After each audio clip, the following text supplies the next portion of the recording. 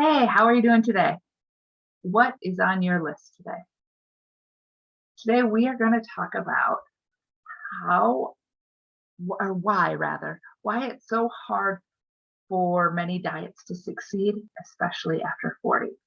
The programs, the protocols, why do they fail? Got any guesses before we start? Okay, here are my theories. Overwhelm and all the things. One of the things I've discovered when I start working with a new client is that once I tell them the 7 use your cycle method protocols and ask them which one they want to start with, they almost 100% of the time say, all of them. They're so easy. I can do them all. And while 3 months from now, I will have them doing all the things, today I just want them to do one. I know it seems counterintuitive to hold back an excited client, but after years in the fitness industry, here's what I've seen over and over and over and over and over and over again.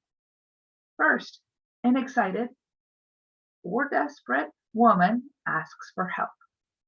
Then she sees the program and starts on all aspects immediately today. Tomorrow she is sore from the exercise. The next day, she's hungry from over-restricting calories. The next day, she doesn't have enough of the right foods in her house anymore. Then her friend asks her to go out with her, and she slips up, and she starts again, and then she quits. And it happens even more so after 40 and quicker. My theories are, we think we have to be perfect. And if we aren't, we say, screw it and really screw it big up today with the tagline of, I'll start for real tomorrow. Next, we start too many things at the same time and can't keep track of them all. We restrict our food too much and exercise too hard in the first day or week. And we've already done this in the past. So we inadvertently do more of what worked before and resist new or untested ideas. And finally, when's the end? Let's look at each of these. First up, perfection.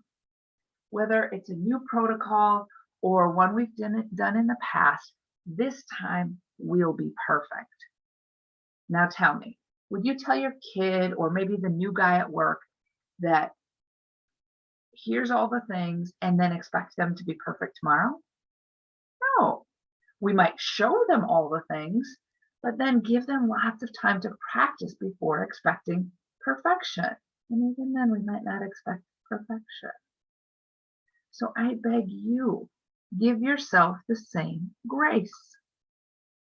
New habits take time, and we get really good by focusing.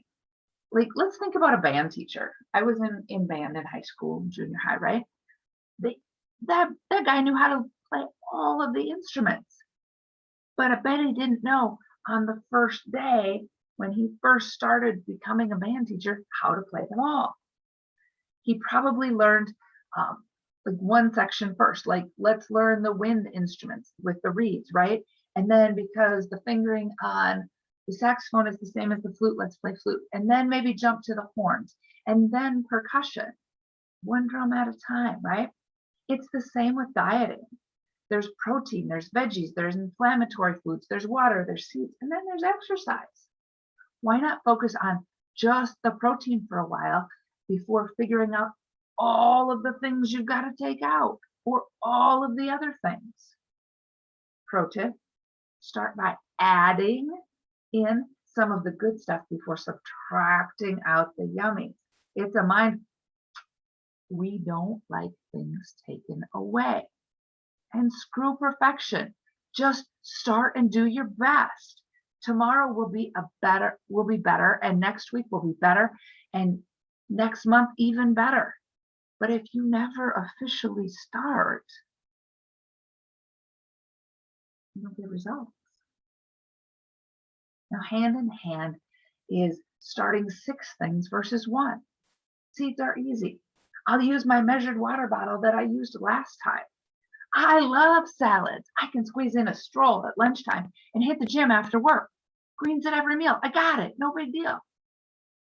Now, each new thing on its own is easy, but it's a lot easier to forget all 6 things than just one.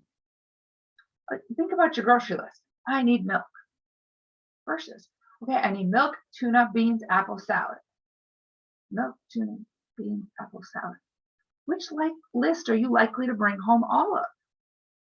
And it's mentally exhausting, especially if none of it is already a habit. Even with a list, you have to be constantly checking at every meal, at lunch, after work, versus walk at lunch. Walk at lunch.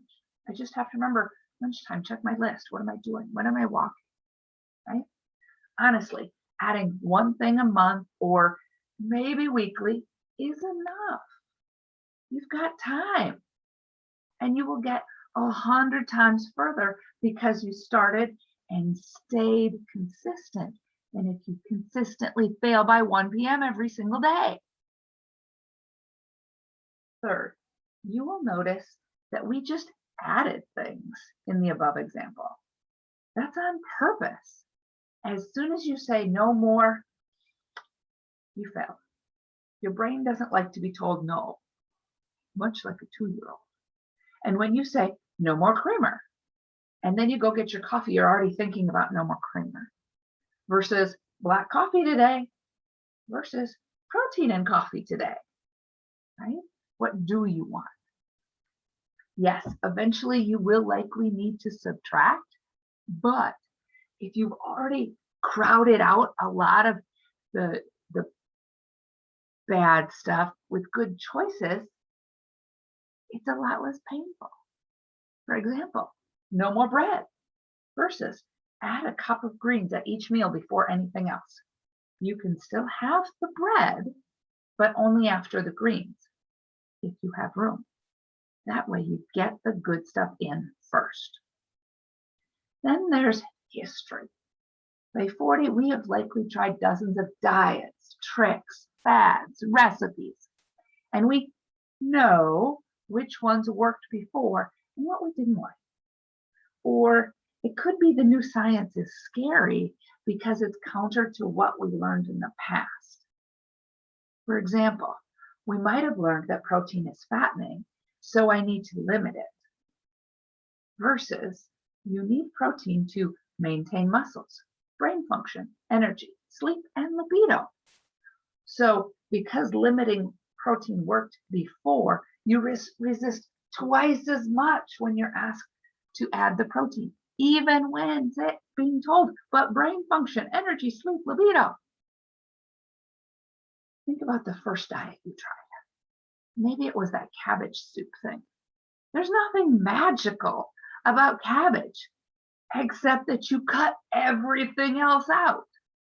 And seriously, you cannot live healthily on cabbage only for the rest of your life.